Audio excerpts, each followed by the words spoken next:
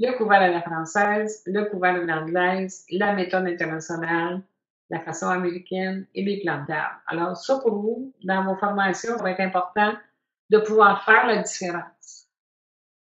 Donc, dans le couvert à la française, le côté bombé des ustensiles est visible. Par exemple, vous avez une cuillère, on va la placer, la partie creuse va être tournée, donc va être vers la table pour qu'on puisse voir le, les armoiries ou les signes, les armoiries ou les écussons qui sont gravés sur les ustensiles. Euh, on le faisait un petit peu par snobisme dans les châteaux et la France a gardé cette façon-là de faire. Donc, les dents des fourchettes touchent la nappe et les cuillères sont déposées en mettant le côté bombé vers le haut.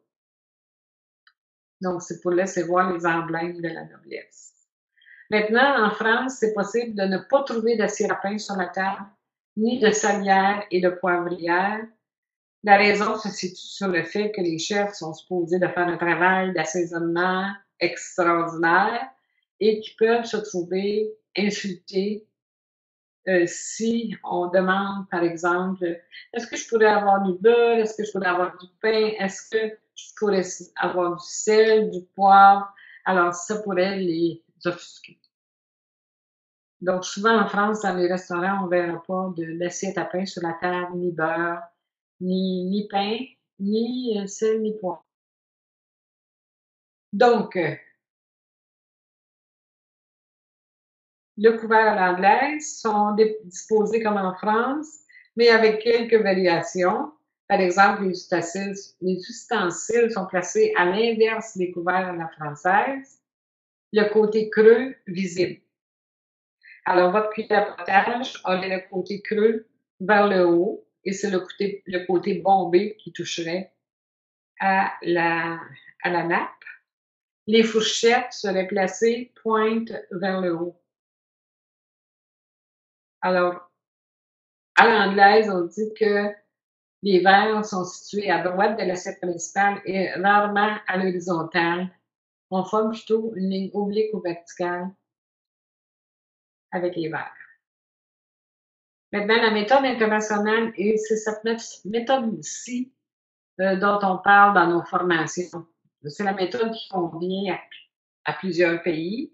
Donc, c'est la façon dont on s'est servi pour baser nos formations sur la table, par exemple. C'est ce que j'enseigne aux gens d'affaires. C'est ce que j'enseigne de façon sociale ou professionnelle. Donc, là, dans la méthode internationale, les couverts sont placés de la même façon que les couverts à l'anglaise. Et on nomme cette méthode-là aussi continentale ou européenne. La façon de tenir les ustensiles lors du repas est la suivante. Vous avez votre couteau dans la main droite, fourchette dans la main gauche, dent vers le bas. Le couteau sert à couper, la fourchette à piquer, et on va porter la fourchette à notre bouche avec la main gauche, pointe vers le bas, piquer dans les aliments. Une assiette à pain est placée à gauche de l'assiette et on retrouve aussi une salière et une poivrière. Et donc, vu qu'il y a une assiette à pain, il y a du pain, évidemment, et du beurre. À la fin du repas, les ustensiles sont placés parallèlement sur l'assiette. Si on compare l'assiette à une horloge, par exemple, les manches seront déposées en position 4 ou 5 heures et la fourchette sera déposée pointe vers le bas parce qu'on a mangé avec la fourchette pointe vers le bas. Le couteau est déposé à droite de la fourchette, le côté coupant touchant la fourchette. Quand vous allez lire des livres sur l'art de la table, vous trouverez des divergences selon les pays d'origine de l'auteur. Si l'auteur est française, à ce moment-là, ça sera la méthode française. Si l'auteur est britannique, ça sera la méthode britannique. Mais à l'international, dans mon livre, Vivre et travailler en première classe, je me suis servi de la méthode internationale pour donner mes conseils. Ensuite, on va parler du plan de table. Je vais vous parler avant de la méthode, de manger à l'américaine. Souvent, on ne sait pas que les États-Unis ou l'Amérique ont mangé de façon différente, l'Amérique du Nord, de façon différente, que les autres pays, de façon différente des autres pays.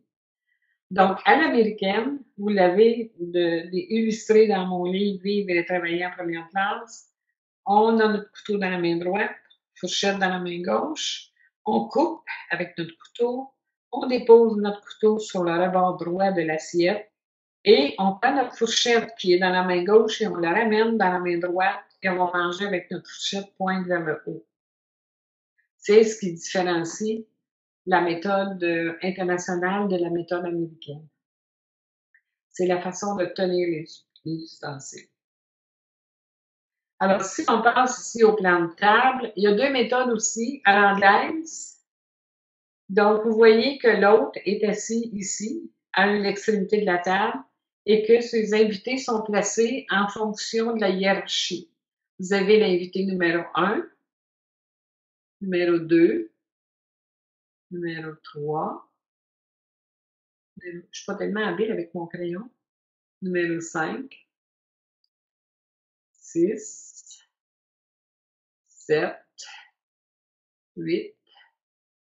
Je suppose qu'on est 8. Alors, c'est la façon dont les invités seront assis par ordre d'importance, par ordre hiérarchique. On verra qu'est-ce que c'est un petit peu plus tard l'ordre d'importance. Maintenant, on va aller voir à la française. L'autre est assis en plein centre de la table et ça va être la même façon de faire. Hein? On va asseoir à sa droite. C'est ça qui est important de savoir, c'est que l'invité d'honneur ou la personne qui est la plus importante en hiérarchie est assise à la droite.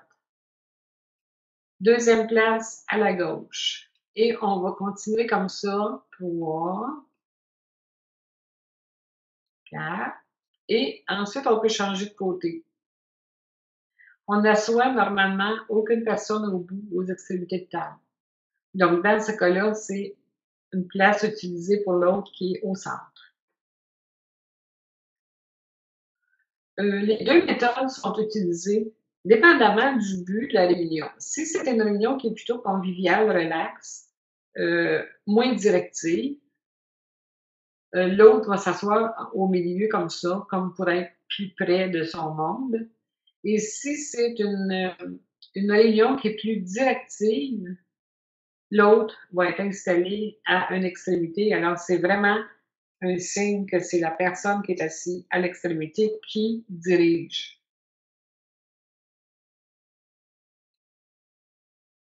Ensuite,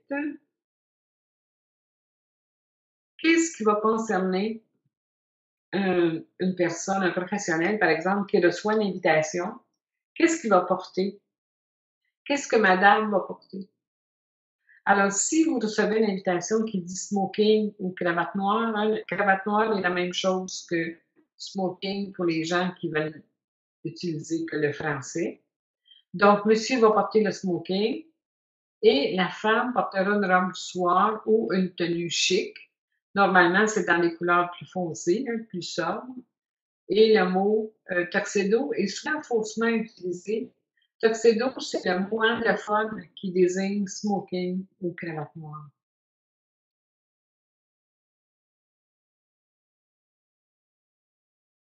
Alors, c'est important de lire ce qui est écrit sur l'invitation. C'est important que monsieur euh, donne des indications à madame aussi pour ne pas être prise au dépourvu quand elle arrive à la soirée, par exemple.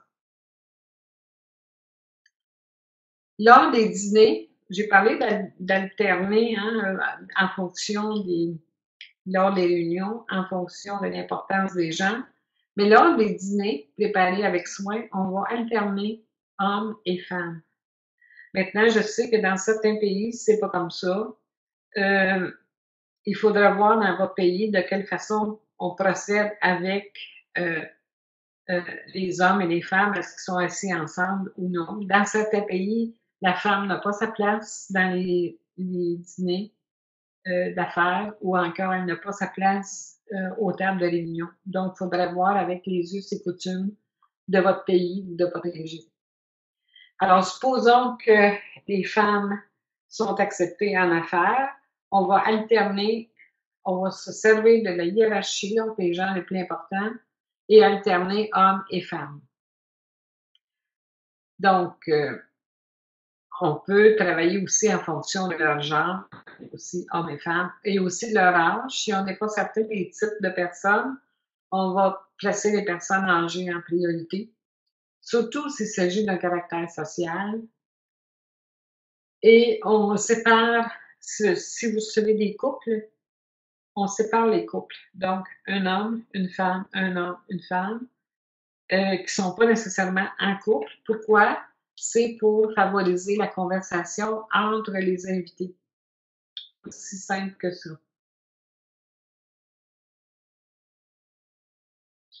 Maintenant, si on veut aller un petit peu plus loin, euh, on disait qu'un plateau, disons il y a quelques années, là, quand on était très bourgeois, un plateau est déposé sur chaque table et ce plateau contient des cartes adressées aux messieurs qui sont assis à la table et monsieur va piger une carte à savoir qui va être sa compagne, donc qui va être assis à sa droite. Maintenant, on ne fait plus ça, là, mais c'est juste pour vous laisser savoir que ça se faisait dans un autre monde.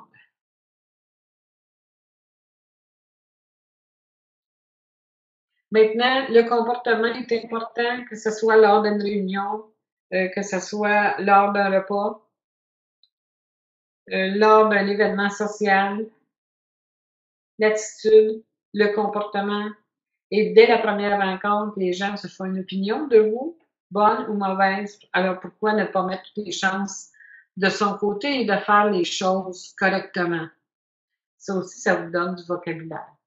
Par exemple, quand s'asseoir, quand commencer à manger, comment manger avec élégance, agir en autre invité, en autre avisé, les invitations, la ponctualité, la conversation, la galanterie, etc., etc. Alors, à table, par exemple, quand s'asseoir, alors, en général, dans un événement social et même professionnel, les hommes attendent que toutes les femmes soient assises avant de s'asseoir et tous attendent que l'autre donne le signal du début du repas. Et comment il va donner ce signal-là? C'est en déposant sa serviette de table sur ses genoux. Quand l'autre décide de déposer sa serviette de table sur ses genoux. Et à la fin du repas, le signal de la fin du repas est donné par l'autre lorsqu'il prend sa serviette de table et qu'il la dépose sur la table, soit à droite ou à gauche. Il y a des divergences avec les pays et la façon continentale, c'est à gauche. Donc, on l'a pris à gauche, hein, parce que la serviette de table est placée à gauche et quand on a terminé, on peut la placer à gauche. Il n'y a pas de mal à la déposer à droite non plus. Dans les grands dîners, il n'y a pas d'assiette à pain, ni sel, ni poivre, parce qu'on ne faut pas offusquer les chefs ou les traiteurs. Dans ce cas-là, le pain peut être déposé directement sur la table ou encore dans la serviette de table. Le service, maintenant, les gens qui font le service vont débuter par les invités d'honneur, qui est servi à gauche. Hein, le service va débuter par la gauche et en même temps, l'invité d'honneur va être servi en même temps que l'autre. Et ensuite, on va servir les convives de droite et ceux de gauche.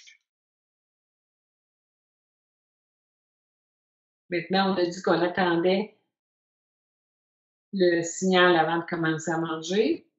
Et on peut porter un toast. Dans les réunions où il y aura de l'alcool, on peut porter un toast de bienvenue. Alors, c'est l'autre qui fera le premier toast. Un toast, en voulant dire cogner son verre ou lever son verre. Et à ce moment-là, on va attendre que l'autre le fasse, le toast de bienvenue. Si en cours de repas, on se rend compte que l'autre n'a pas fait de toast, une autre personne responsable pourra aller le voir et dire c'est ça que tu portes un toast à nos invités, d'abord pour les remercier, mais attendez à la fin du repas pour les remercier et leur souhaiter, une bonne soirée, par exemple. On ne mangera pas de pain quand on nous apporte, une corbeille avec du pain où on a notre assiette à pain à gauche. Il y a beaucoup de personnes, surtout en Amérique du Nord, qui vont prendre un pain, un morceau de beurre et on va commencer à manger du pain parce qu'on a faim, avant que le repas principal ou que le repas soit arrivé devant nous et c'est une grande faute de faire ça. On ne devrait pas y toucher parce que le pain est un accompagnement au repas et au repas principal de souper.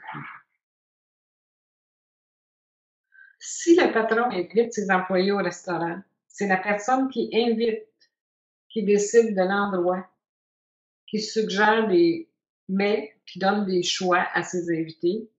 C'est la personne qui règle l'addition. Donc, elle va choisir également le vin quand il y aura du vin au menu et offre à ses invités de prendre l'apéritif s'il y a lieu. C'est jamais à l'invité de décider, c'est un manque de classe que de faire des propositions à la personne qui reçoit. Maintenant, comment manger avec élégance? Le pain. On coupe jamais le pain avec un couteau. On le rompt au fur et à mesure des besoins et on va le déposer. Étant donné qu'il a été déposé dans l'assiette à pain, on va le rompre au-dessus de l'assiette à pain pour éviter de faire des croûtes et des miettes sur la table. En France, on utilise le pain à la place du couteau pour pousser les aliments sur la fourchette. À l'international, on va utiliser le couteau pour pousser les aliments sur la fourchette. Le potage, on introduit la cuillère sur le côté. Hein, on ne va pas mettre toute la cuillère dans notre bouche. On va l'introduire sur le côté et on verse dans sa bouche le liquide sans aspiration et sans bruit.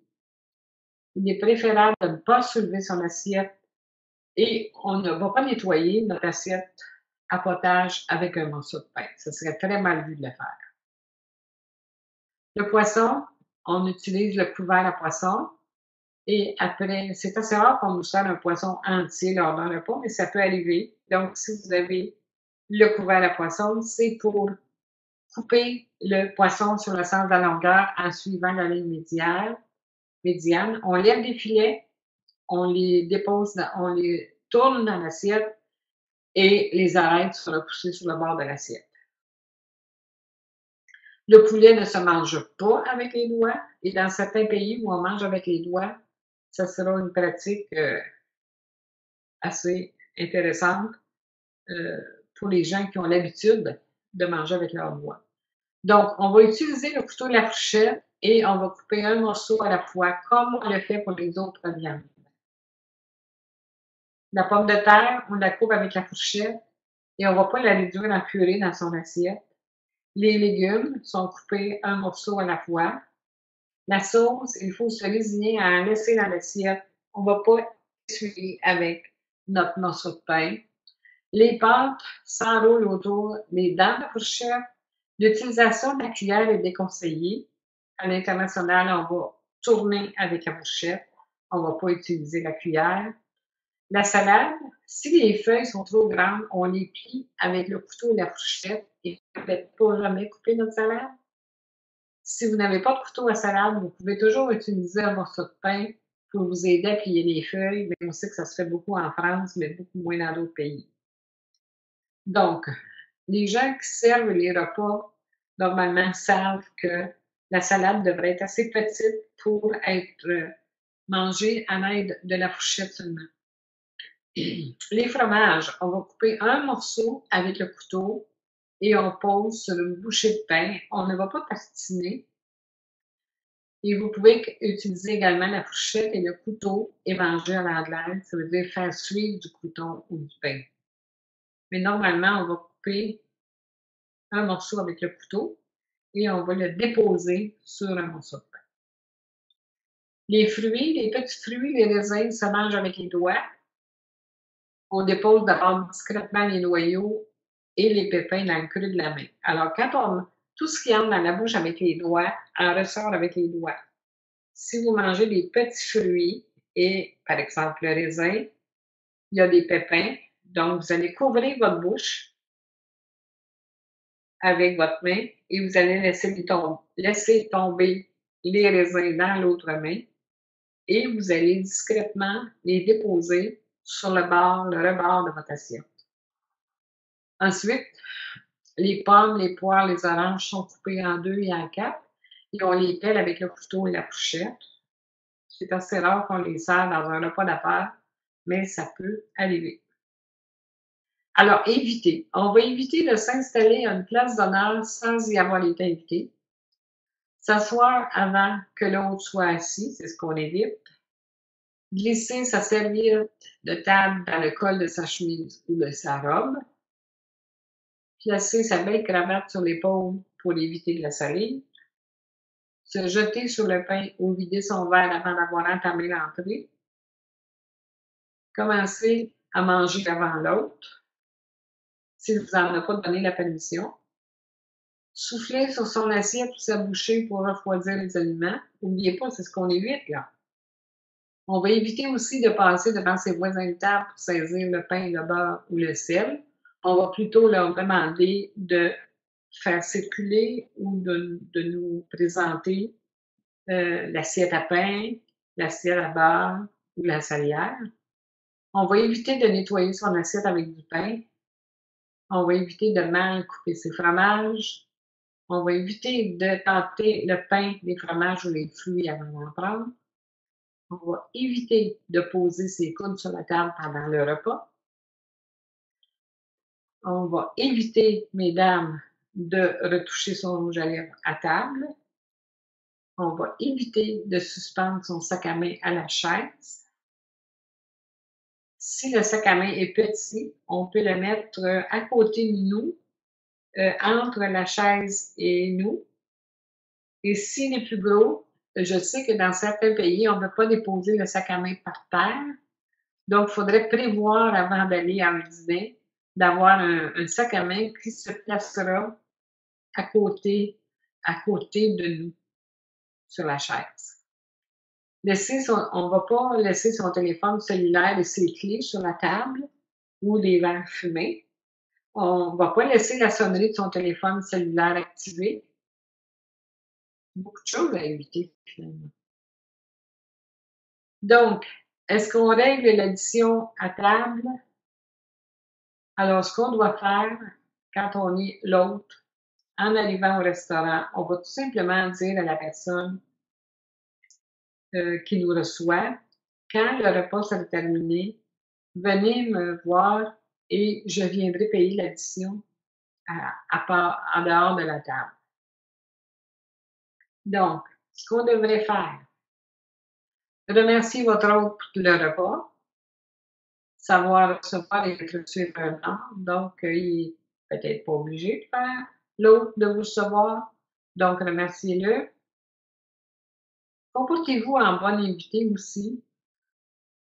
Lisez les invitations ou prenez note des invitations qui sont faites par téléphone. Soyez ponctuel quand on vous invite. Respectez l'heure du rendez-vous. Maintenant, dans certains pays, je sais que c'est une tradition d'arriver un petit peu en retard. Si vous êtes reçu chez des gens, il y a une règle de politesse, une règle de retard de politesse qui est à peu près 10 à 15 minutes maximum. Toujours dans le but de laisser le temps aux autres d'être vraiment prêts quand les invités arrivent. Alors, par exemple, si on vous dit arriver à 18h, ben, c'est pas mal d'arriver à 18h10. Le retard de 10 minutes s'appelle le retard de politesse. Maintenant, quand c'est pas l'affaire, on va arriver à l'heure pile. Vous voyez la différence entre les deux. Les salutations, quand vous entrez dans une pièce, allez saluer les gens, donnez la main et présentez-vous. Si l'autre n'est pas disponible pour vous présenter, faites-le vous-même, attendez pas. Alors, qui on amène à la réception? Si vous avez des invités, ça serait mal vu de dire j'ai des amis de passage chez nous, est-ce que je peux les inviter? Ça se fait pas. On est mieux de refuser l'invitation à ce moment-là. Donc l'accueil, c'est important quand les invités arrivent à la maison que l'autre soit prêt à accueillir les invités. Les enfants, les adolescents peuvent participer également. Et si on prend, par exemple, on reçoit les invités au bureau, ça serait bien que quelqu'un, mettons, supposons qu'on a une réunion prévue pour 14 heures, qu'il y ait quelqu'un de disponible parmi les secrétaires pour recevoir les invités, les diriger au vestiaire, les diriger vers la salle de la réunion. Alors, ça serait un point de plus pour les gens. Maintenant, la conversation, il y a des sujets de conversation qui sont ce qu'on appelle les sujets tabous. Soit on a, par exemple, la religion, le sexe, les guerres, la politique, l'argent, sont des sujets tabous qu'on évitera autant à table qu'à l'entour d'une table de réunion. La galanterie a toujours sa place. C'est même en France une fierté nationale que les hommes soient galants. Et en Amérique du Nord, les femmes sont plutôt indépendantes et je peux pas dire que toutes les femmes apprécient la galanterie. Il y en a qui l'apprécient beaucoup et d'autres qui se posent des questions. Donc, de quelle façon être galant? Vous l'avez ici sur le texte.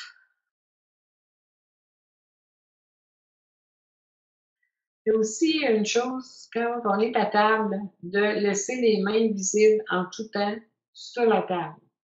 Et on ne mettra pas nos coudes sur la table non plus. Alors, je sais que certaines personnes ont de la difficulté à garder leurs mains sous la table parce qu'ils n'y pensent pas. Mais c'est une façon de faire dans à peu près tous les pays. Et on ne mettra pas les coudes sur la table non plus. Quand on est rendu à la fin d'un repas et qu'on veut avancer nos avant-bras sur la table, on peut le faire. Mais à part ça, tout le long du repas, non, pas de coude sur la table.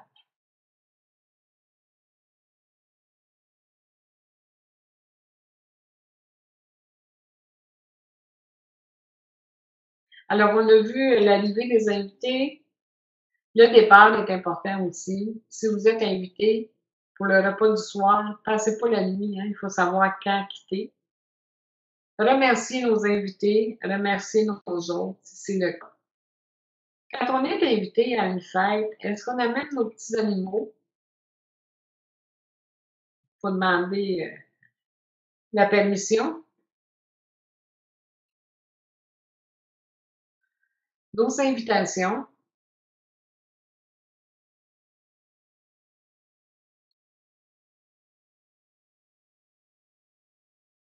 Alors, recevoir au restaurant, recevoir au bureau, le devoir des invités, les erreurs lors des déjeuners d'affaires, lors de porter un toast et les pourboires. Alors, on va passer à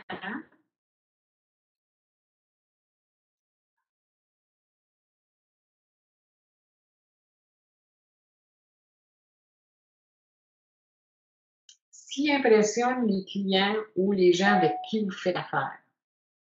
Lorsque vous téléphonez vous-même à votre invité pour confirmer un rendez-vous, normalement, les gens d'affaires vont laisser leur secrétaire ou leur assistante appeler pour eux.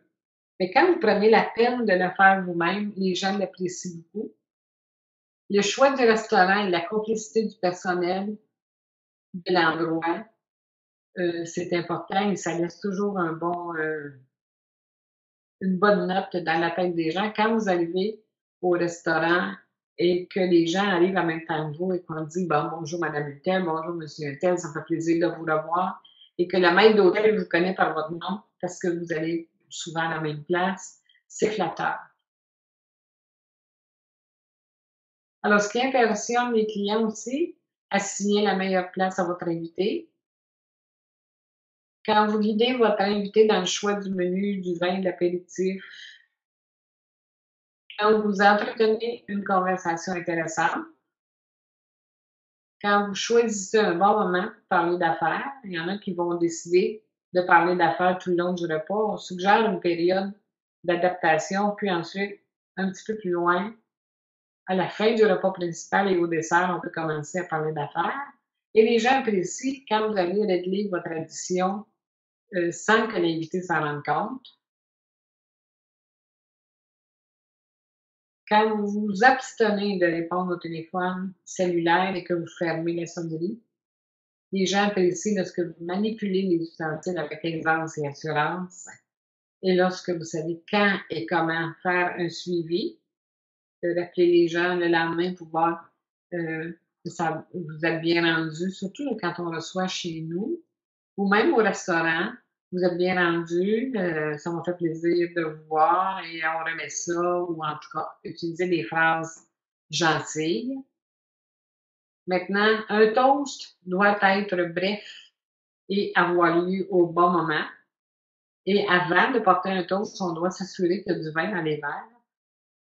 Le rôle de porter un toast revient à l'autre et dans la vie sociale comme en affaires. Il s'agit d'un toast de bienvenue qui est court et sans propos superflus. C'est pas un discours électoral, c'est vraiment bref et rapide. Et quand le groupe est petit, on peut rester assis, mais si le groupe est assez élaboré, on va tout simplement mentionner, l'autre va dire: «J'aimerais que vous vous leviez pour porter un toast en l'honneur de cette rencontre». Alors les gens se lèvent. Ça peut être, pour souligner l'anniversaire de quelqu'un, pour souligner le bon coup de quelqu'un. Donc, on va choisir un moment calme et on remercie l'autre. Et l'autre va porter, quant à lui, son dernier toast à la fin du repas en guise de remerciement envers les invités. Alors, on lève son verre à la hauteur du menton, on ne frappe pas les verres, bien que cette façon semble maintenant universelle. On voit ça surtout dans les mariages, mais dans les sorties sociales ou professionnelles, on ne va pas jamais frapper sur les verres pour demander le silence.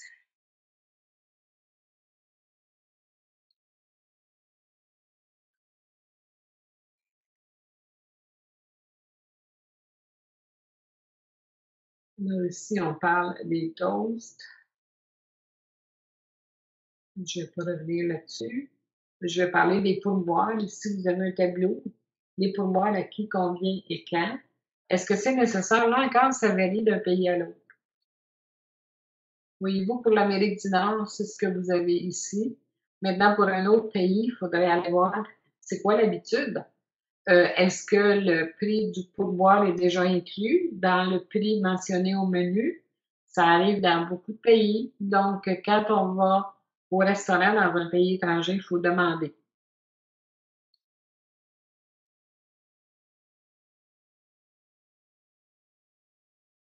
Alors, vous voyez ici, on dit que les repas d'affaires ne s'improvisent pas. Il faut vraiment travailler sur tous les détails. Bon, ici, on revient à l'heure de la table. L'assiette à pain est située à gauche ou à droite? Les verres à vin, les gobelets à eau, à gauche ou à droite?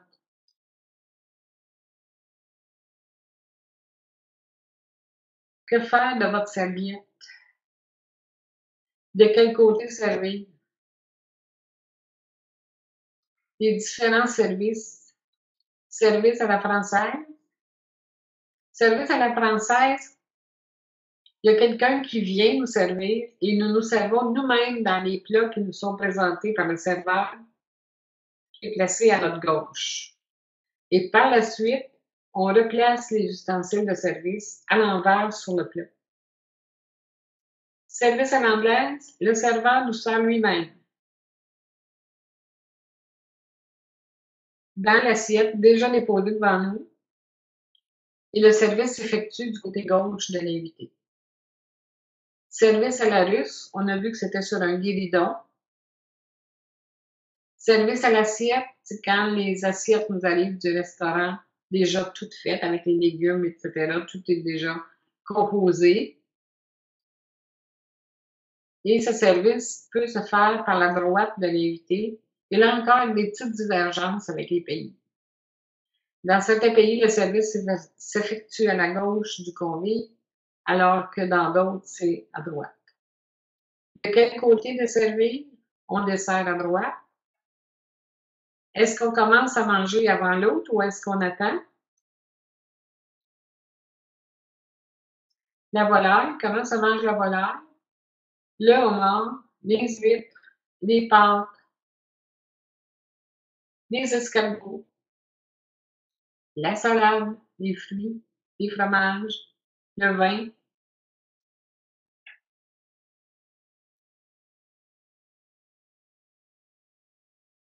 Les sushis, qui sont très populaires depuis quelques années. Il y a une façon de faire qui nous permet de manger des sushis d'une façon élégante.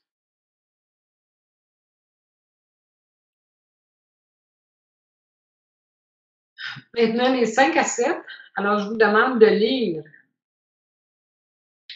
les 5 assiettes et d'aller visionner les vidéos qui sont déjà sur le même site où vous allez chercher vos téléchargements pour les documents. Vous avez un onglet qui s'appelle Vidéos gratuites. Alors, vous avez une vidéo sur les 5 assiettes, donc je ne vais pas vous relire ici. Je vous suggère plutôt d'aller visionner la vidéo. Et il y en a deux. Il y en a un de base et il y en a un petit peu plus élaboré. Donc allez regarder les deux 5 assiettes.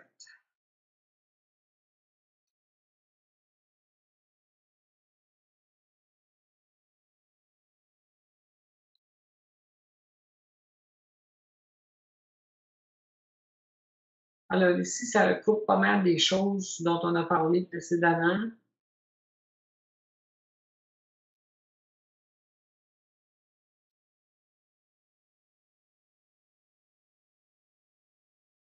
Je pense là-dessus, mais vous lirez quand même. Les sujets de conversation, moi, j'ai remarqué avec les gens d'affaires que les questions suivantes sont incontournables et que c'est des grandes sources de conversation qui intéressent tout le monde. Quand on demande aux gens comment avez-vous démarré votre entreprise, c'est venu de où cette idée-là? Moi, ça m'a beaucoup été demandé ces questions-là. Parce que l'étiquette et le protocole sont des domaines qui étaient assez rares euh, avant les 20 dernières années, par exemple. Puis là, on commence à s'y intéresser. Puis on me demande comment vous avez démarré ça, puis pourquoi ça vous est venu de où cette idée-là? Puis avez-vous beaucoup de concurrence dans votre domaine? Donc, c'est des choses qui nous sont demandées et ça entame bien une conversation.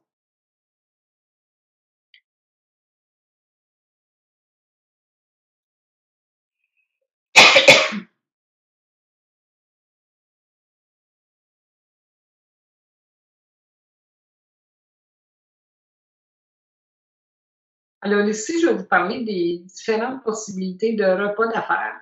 D'abord, en Amérique du Nord, il y a le petit déjeuner qui est très populaire. Ensuite, il y a le lunch d'affaires qui est aussi populaire, mais le petit déjeuner est moins populaire dans certains pays où on a mangé tard la veille. Parce qu'ici, on mange, en Amérique du Nord, on mange vers 18-19 heures, tandis que dans d'autres pays, ça peut aller jusqu'à 20 heures. Donc, à ce moment-là, le petit déjeuner est moins bien vu parce que les gens se sont couchés un petit peu plus tard. Donc, le lunch d'affaires, bon, tout le monde est au bureau, tout le monde est en affaires, il faut luncher au moment où il faut manger. Donc, c'est un repas qui est très populaire. Il y a l'heure du thé qui est populaire en Amérique du Nord aussi, mais on ne sert pas le thé comme on le sert dans d'autres pays. C'est vraiment le thé en anglaise ici. C'est le thé dont on parle dans l'étiquette et le protocole international.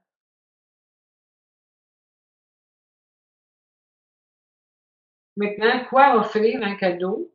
Là encore, ça dépend de chacun des pays. Il y a des pays où les employés ne recevront pas de cadeaux et il y a des pays où les cadeaux sont permis. Il faut y aller avec parcimonie, puis prendre des informations, par exemple, qu'est-ce qu'on peut offrir à quelqu'un qui aime cuisiner, à quelqu'un qui dévore les livres, à quelqu'un qui jardine, un connaisseur de vin. Alors, on s'informe sur ses goûts et les particularités des gens à qui on a un cadeau à faire.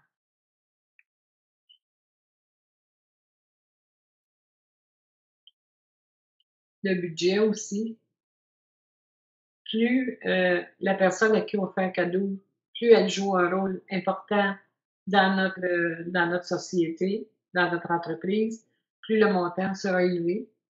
Il faut tout simplement mettre des limites et dire, bon, un cadre supérieur, un président d'entreprise, un directeur de banque, quel montant on va leur donner. Maintenant, on arrive au chapitre des questions et réponses et il y en a beaucoup et je les ai mis dans ce livre-là parce que elles m'ont été demandées très souvent.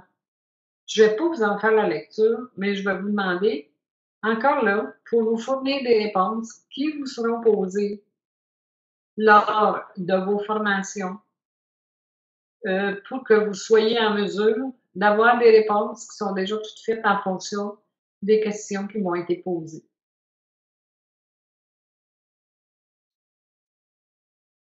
Je me rends à la toute fin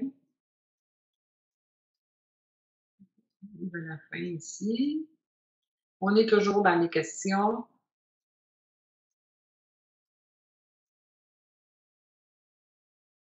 Alors, je devais vous parler de la présentation PowerPoint sur l'art de la table en 16 leçons. Je le ferai lors de la prochaine présentation parce que cette présentation-ci est quand même assez longue. Donc, on se reprend lors de la prochaine présentation. On commencera avec l'art de la table en 16 leçons. Alors, tout ça, vous allez en faire la lecture. Ça va mijoter. Vous pouvez relire mon livre Vivre et travailler en première classe et perdez pas de vue que ce qu'on fait, c'est ce qu'on donne. On se donne du vocabulaire. Vous allez voir qu'on va structurer tout ça. Là, ça vous a l'air peut-être un peu pêle-mêle, mais on va structurer tout ça lors d'une prochaine formation quand on va passer à un atelier, un vrai atelier qui est donné à des gestionnaires et on va le faire en 2 ou 3 étapes pour vous permettre de le digérer puis de bien le personnaliser pour vos groupes à vous. Donc, je vous souhaite une bonne fin de journée et j'attends vos travaux et à très bientôt. Merci beaucoup.